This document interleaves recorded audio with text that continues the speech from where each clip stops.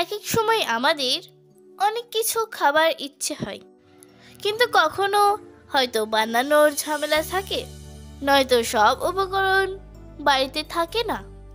আর tension নয়, না তো কোনো ঝামেলা আছে আর না তো কোনো উপকরণের টেনশন আছে। বাড়িতে থাকা অল্প সামগ্রী দিয়ে তৈরি হয়ে যায় নরম তুলতুলে নানপুরি।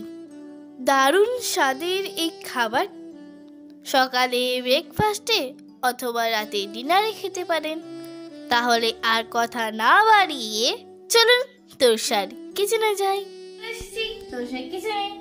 Hello friends, welcome back to my channel cook with baby Torsa and it's me Torsa.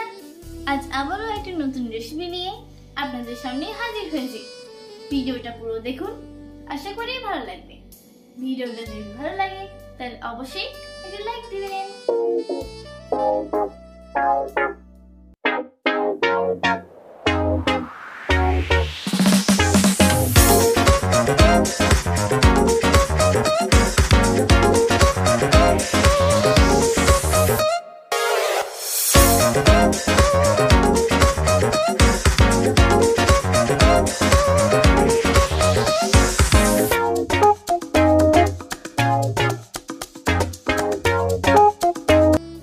প্রথমে টক দই নিলাম।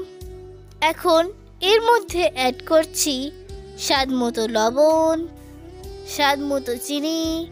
আরে না না, স্বাদ মতো না, চিনিটা আমি আমার ইচ্ছে মতো দিলাম হাফ চামচেরও কম বেকিং সোডা। খেয়াল রাখবেন বেকিং পাউডার নয় কিন্তু বেকিং সোডা। আর দিলাম সাদা তেল। এবার ভালো করে মিক্স করে নিচ্ছি। ভালো করে মিক্সড করা হয়ে গেছে। এখন অল্প অল্প করে ময়দা অ্যাড করব। একেবারে সবটা দেব না, কারণ আমার সফট ডো লাগবে। ইস্ট ছাড়াও নানপুরি কিন্তু ভীষণ নরম হয়। আবারও কিছুটা পরিমাণ ময়দা দিলাম। এখনো পর্যন্ত যারা আমার চ্যানেলটা সাবস্ক্রাইব করেননি প্লিজ সাবস্ক্রাইব করে নেবেন।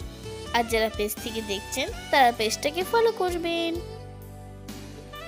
এবার হাত দিয়ে ভালো করে মেখে নিচ্ছি।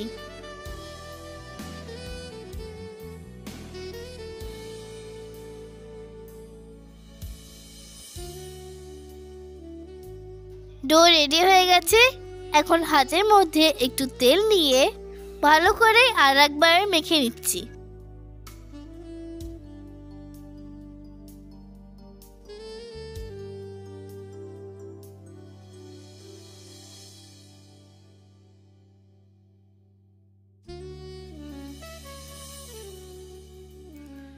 এবার ঢাকা দিয়ে 10-15 মিনিট রেস্ট হতে দেব।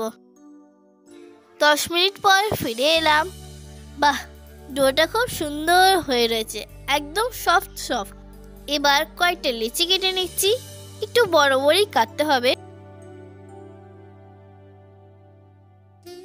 শুকনো ময়দা ছড়িয়ে লুচির মতো বেলে নিচ্ছি।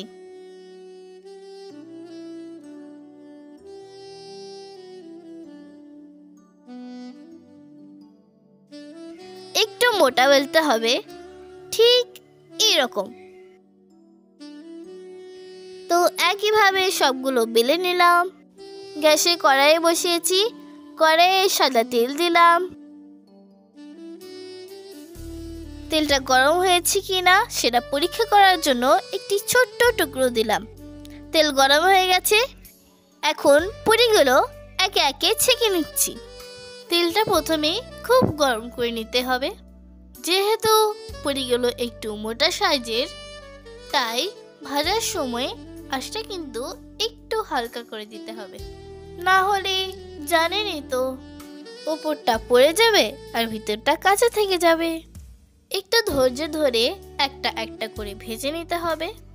আর পুরিগুলো ভাজার সময় এইভাবে একটু চেপে চেপে দিতে হবে, তাহলে নানপুরিগুলো খুব ভালোভাবে ফুলবে।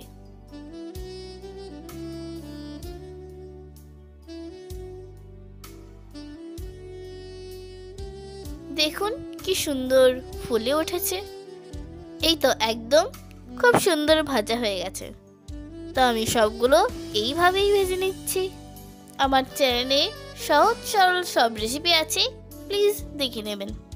আপনারা কি কোথা থেকে দেখছেন আমাকে কমেন্টে জানাবেন।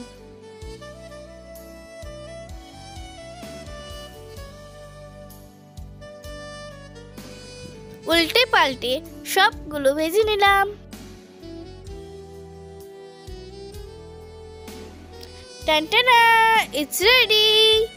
তাহলে দেখলেন তো কত সহজ রেসিপি। তাহলে আর দেরি কেন, আপনারাও বাড়িতে ট্রাই করুন আর আমাকে কমেন্টে জানাবেন কেমন হয়েছে। ভিডিওটা ভালো লাগলে লাইক করবেন, চ্যানেলটা সাবস্ক্রাইব করবেন, পাশে থাকা বেল আইকনটা প্রেস করবেন আর এই ভিডিওটা আপনার ফ্যামিলি এবং বন্ধুদের সাথে শেয়ার করবেন। টাটা।